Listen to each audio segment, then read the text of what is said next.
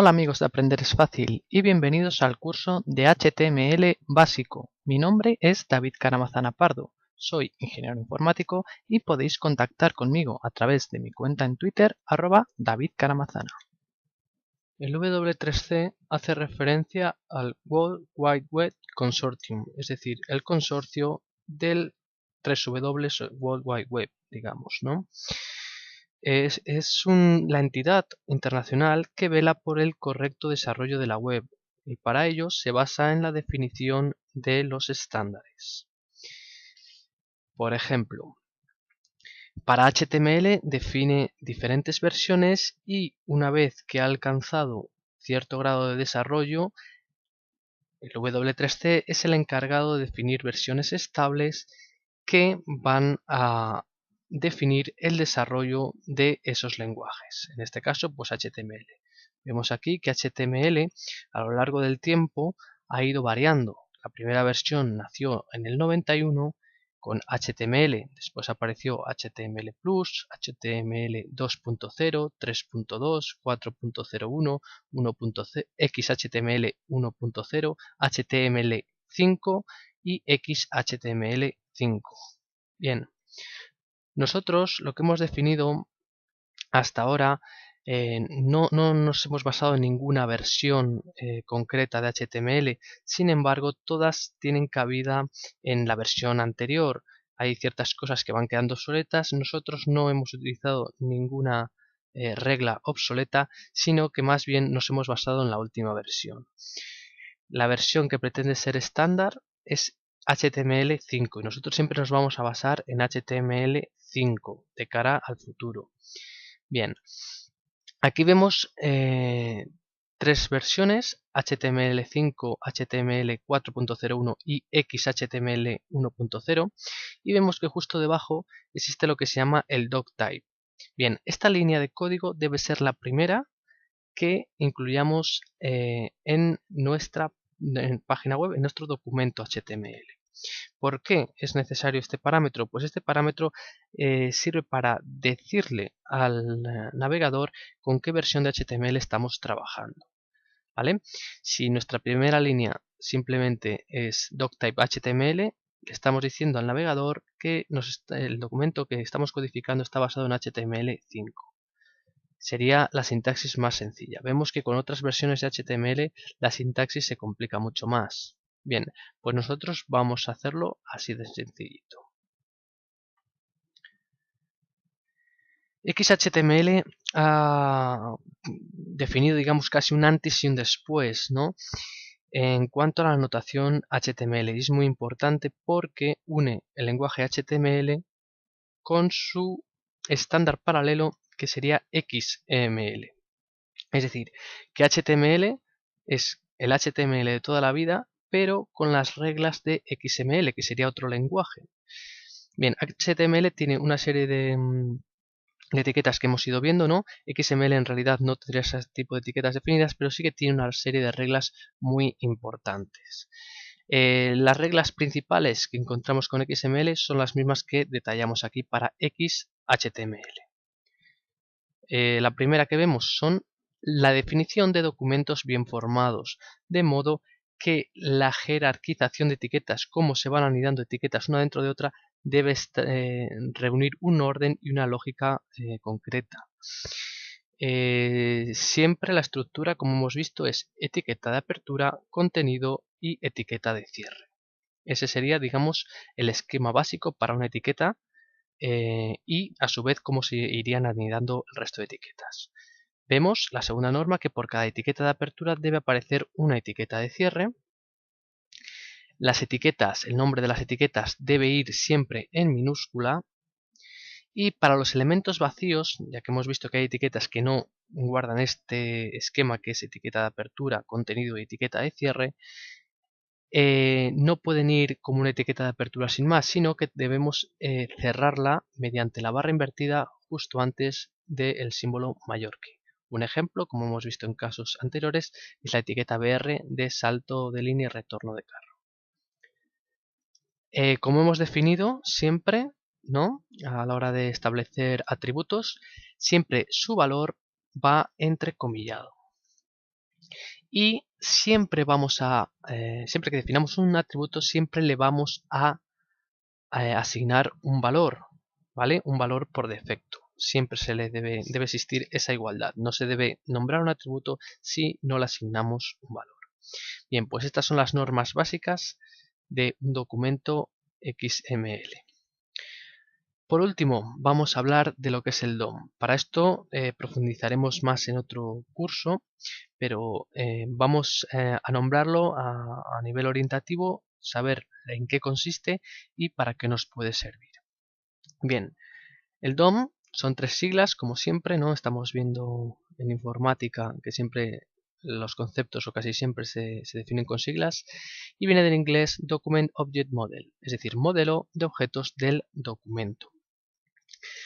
¿Qué quiere decir esto? Bueno, pues el modelo de objetos del documento, en este caso del documento HTML, va a definir normalmente una estructura de árbol, como vemos aquí, y de ese modo vamos a tener acceso a los diferentes elementos que componen esa página. Esto, bueno, cuando vimos el primer ejemplo de página web, explicamos que sí que tenía siempre un cierto modelo de jerarquía y se podía establecer un árbol, ¿no? Vale, pues el DOM es el encargado de definir un API. Un API es una interfaz de programación de aplicaciones, ¿vale? Entonces define un API de HTML y de XML. El DOM va a estar presente tanto para XML como para el lenguaje que estamos usando ahora mismo, HTML. El modelo que decíamos es un modelo jerárquico, de modo que existe un padre, unos hijos y a su vez hijos de estos hijos. Y para el caso de HTML existen 5 tipos de nodos. Estos 5 tipos son el document, que es la etiqueta que comenté previamente y sería la etiqueta raíz. Existen los elements, que sería cada uno de los elementos, cada una de las etiquetas que hemos visto con HTML. El nodo de tipo ATTR, que serían los atributos de esos elementos, de esas etiquetas. Los nodos de tipo texto, en HTML podemos definir texto sin más. Y por último, los comentarios. Como hemos visto, esa etiqueta, digamos, un poquito peculiar, ¿no? Que el navegador no va a visualizar, pero que puede estar embebido dentro del código de HTML. Bien, pues podemos ver aquí un ejemplo de documento DOM, ¿no? De árbol DOM, y veríamos que en primer lugar estaría el doc, que en este caso se basa en un documento XHTML. Vemos que de este cuelgan 2 elementos, como va a ser la mayor parte de todas nuestras páginas web, que serían por un lado el head, o sea la cabecera, y por otro lado el body. Dentro del head se han definido 2 etiquetas más, por un lado una etiqueta meta y por otro lado una etiqueta title. ¿Vale? El texto que cuelga de title directamente, vemos que aquí el tipo es texto, es página sencilla. Bien, dentro del body simplemente hemos definido un párrafo de tipo elemento, porque es una etiqueta. El texto que hemos incluido dentro de este párrafo, que sería el contenido de esta etiqueta, es texto, esta página es, y dentro de esta etiqueta de párrafo vemos que hay otra etiqueta de tipo strong, ¿no? Negrita, bueno, resaltado en realidad, por defecto sería negrita. Bien, pues el texto que hemos definido dentro de strong es muy sencilla, de modo que esta página visualizaría simplemente el texto, esta página es, y en negrita muy sencilla, cuyo valor de título de la página sería página sencilla. Bien, pues hemos visto a partir de un árbol DOM cómo sería esa página web. Vemos que el DOM sirve para ofrecernos una API, es decir, una interfaz de programación de aplicaciones. De ese modo podemos acceder a los diferentes nodos. Eso es útil pues, para poder interaccionar con cada una de las etiquetas HTML con lenguajes específicos para ello, como puede ser el lenguaje de tipo script, JavaScript. Bien, aquí vemos 3, existen muchos más, pero bueno, vemos 3 de las funciones de los métodos que nos sirven para acceder a esos nodos. El primero que vemos aquí es getElementsByTagName, es decir, nosotros podemos acceder a cualquiera de los elementos de este árbol por el tipo de la etiqueta, ¿vale? A todos los párrafos, a todos los strongs, ¿vale? Al tipo de la etiqueta que sea. Esto nos va a devolver un array, una lista, ¿no? Con todos los elementos de ese tipo, del tipo de la etiqueta. También podemos acceder por el nombre o sea, por este nombre sería el atributo name, ¿vale? GetElement by name. Si nosotros al atributo name le damos cierto valor, pues nos va a devolver esto un array con todos los elementos del name, del valor que nosotros le hayamos puesto aquí, que le hayamos pasado por parámetro. Y quizás el más utilizado es getElements by ID, ¿no? El identificador del elemento. Este identificador siempre va a ser único. Entonces vamos a acceder al elemento específico que nosotros queramos, porque estos normalmente nos devuelve un array, pero que en realidad puede contener más de un elemento. Normalmente va a contener más de un elemento. Entonces el inequívoco sería getElements by ID. ¿De acuerdo? Muy bien. Después vemos que de forma dinámica podemos crear y suprimir nodos del documento. Para ello vemos que el DOM nos ofrece otra serie de funciones o de métodos, ¿no? En realidad son métodos. Para crear nodos nosotros definiríamos una variable que va a contener al padre, ¿vale? Mediante el método createElement, y aquí se le pasaría el tipo de etiqueta que queremos crear.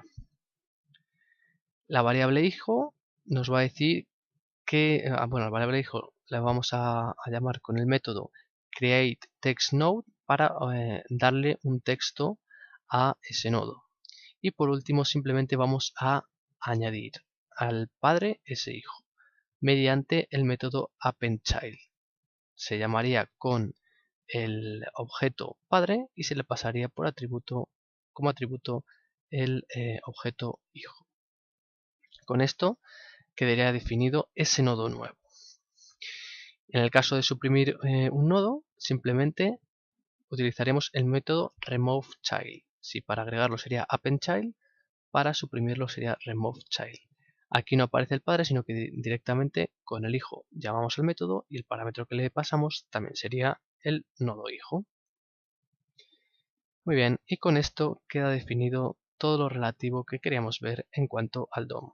Un saludo y hasta el próximo vídeo.